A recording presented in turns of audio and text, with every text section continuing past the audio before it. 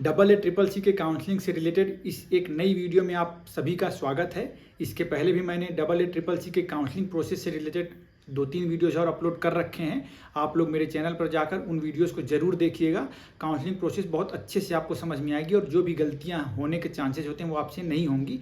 तो चलिए आज की इस वीडियो को चालू करते हैं और समझते हैं आज की वीडियो में क्या नया है। तो स्क्रीन पर अब आपको दिख रहा होगा चैप्टर नंबर 7 रजिस्ट्रेशन फ़ी security money. Fees related FAQs बहुत इंपॉर्टेंट पॉइंट्स हैं, इसको अच्छे से समझते चलिएगा। चलिए देखते हैं। What are the various fees to be paid at the time of registration? At the time of registration, students must pay two kind of fees. दो प्रकार की फीसें आप लोगों को जमा करनी है। नॉन रिफंडेबल रजिस्ट्रेशन फ़ी और फिर होगा रिफंडेबल सिक्योरिटी फ़ी। तो पहले अपन नॉन रिफंडेबल रजिस्ट्रेशन फ़ी के बारे में बात करते हैं। All India quota, government college, government aided, central university, national institute के UR, EWS, OBC, NCL candidates के लिए अमाउंट है 2000 रुपये, जो कि नॉन रिफंडेबल है। UR, EWS, OBC, NCL candidates के लिए 2000 रुपये की फ़ीस लगेगी डीम्ड यूनिवर्सिटी को छोड़कर, ठीक।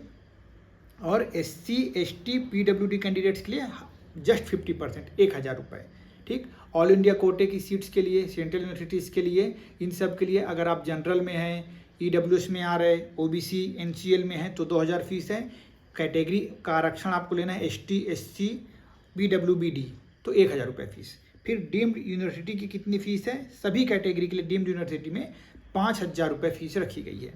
फिर रिफंडेबल सिक्योरिटी फ़ी क्या है? ये रिफंडेबल सिक्योरिटी फ़ी मतलब ये है कि आपको अगर सीट नहीं मिलती है तो ये सिक्योरिटी मनी आपकी वापस हो जाएगी, जिसके कंडीशंस हैं जो पुराने वीडियोस आपने अगर देखे हुए हैं तो आपको समझ में आ रहे होंगे।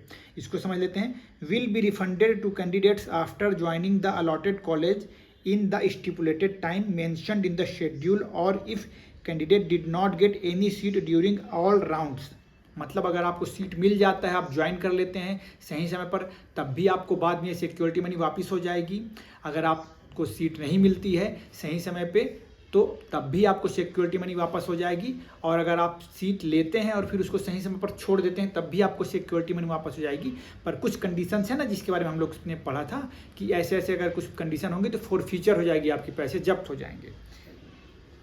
To the bank account provided by the candidate at the time of registration for double A triple C PG counselling, उन्हीं अकाउंट्स में जाएगा जिससे आपने पहले पेमेंट किया हुआ होगा। तो all India quota, government colleges, universities, central universities के लिए क्या है और गवर्नमेंट एडेड के लिए भी है 10,000 रुपये है वो सिक्योरिटी मनी जो रिफंडेबल है। डीम्ड यूनिवर्सिटीज़ के लिए सभी कैटेगरी के लिए 50,000 रुपये सिक्योरिटी मनी है। तो रजिस्ट्रेशन फ़ीस क्या है? अगर आप UR से कर रहे हैं, OBC से कर रहे हैं, OBC, NCL और EWS से कर रहे हैं अगर आप, तो 2000 रुपये फीस है गवर्नमेंट कॉलेजेस के लिए। और अगर आप कैटेगरी वाले हैं SC, ST, PWBD तो जस्ट हाफ 1000 रुपीज़। डीम्ड में अगर आपको रजिस्ट्रेशन करना है तो 5000 रुपये सभी कैटेगरी के लिए। ये नॉन रिफंडेबल है। 2000, 1000 और 5000 ये चीज़ें नॉन रिफंडेबल। रिफंडेबल फीस में गवर्नमेंट कॉलेज के लिए है 10,000 रुपये जो रिफंडेबल रहेगा, सिक्योरिटी मनी जिसको कहा जा रहा है।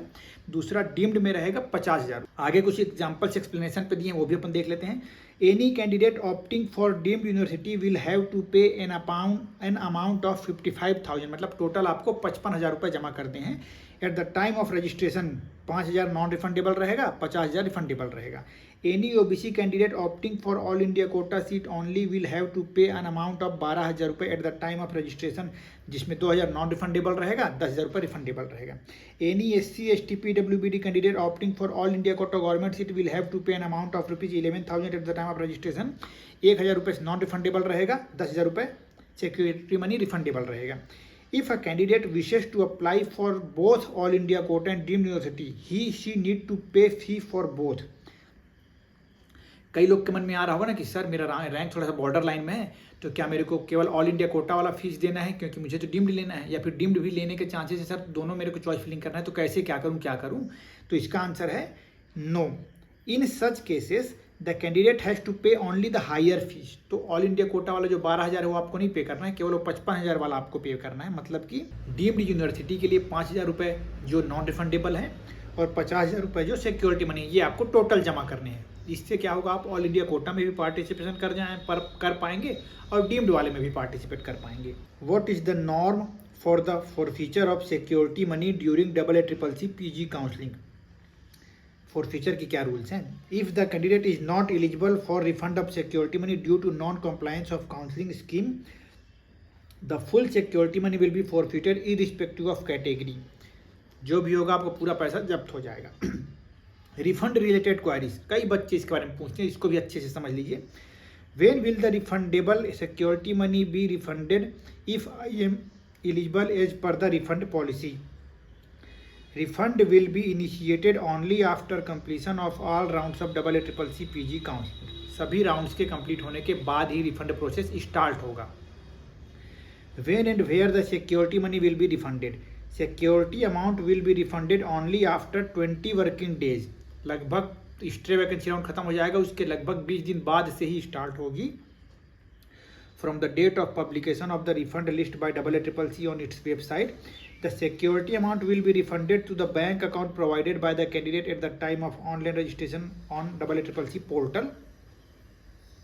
The candidates are advised to upload a clear legible scanned image copy of front page of bank passbook, cancelled bank check, bank e-statement during the registration on the AACCC portal.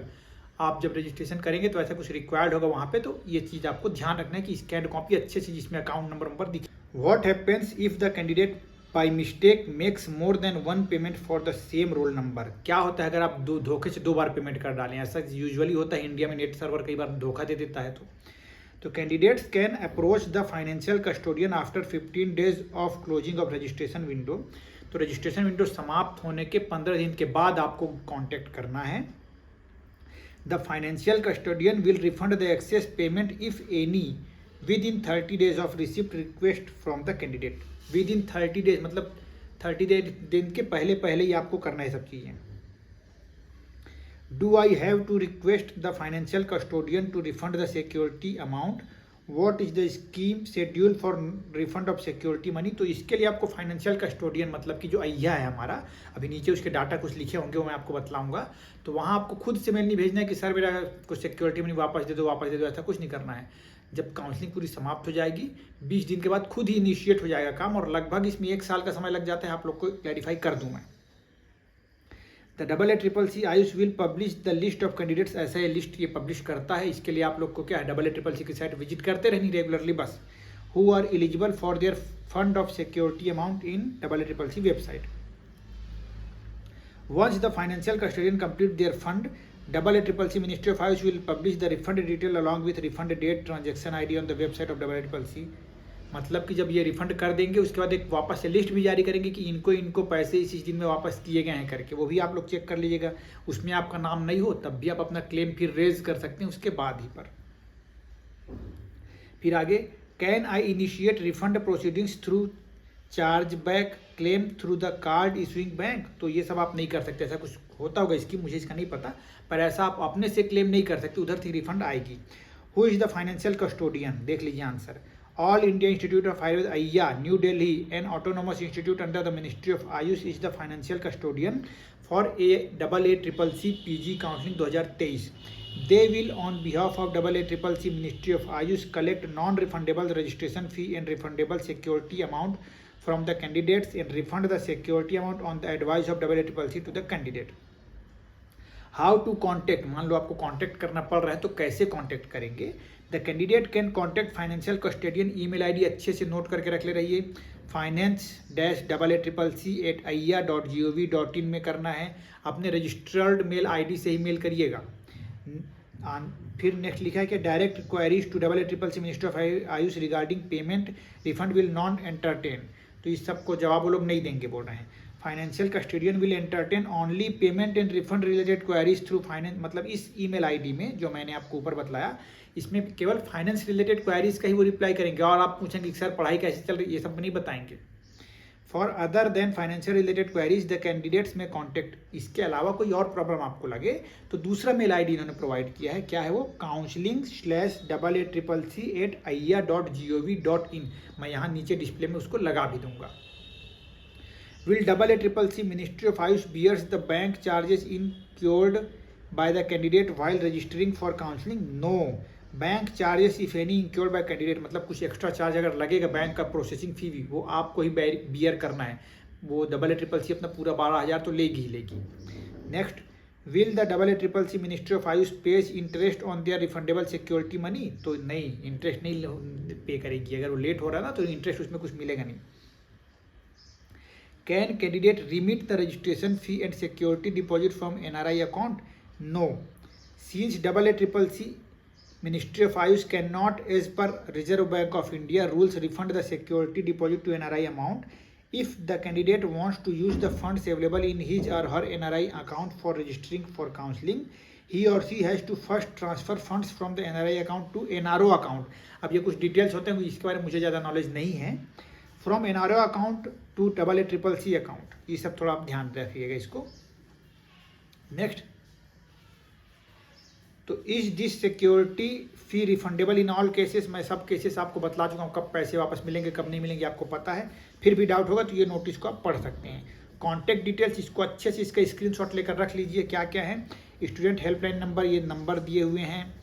इसके बाद email ID क्या करना है, अगर finance पहले अगर कोई भी क्वायरी हो तो पहला ईमेल आईडी, फाइनेंस रिलेटेड अगर क्वायरी हो तो सेकेंड ईमेल आईडी। अच्छे से ध्यान रखिएगा, इधर को उधर ज़बरदस्ती मत करिएगा।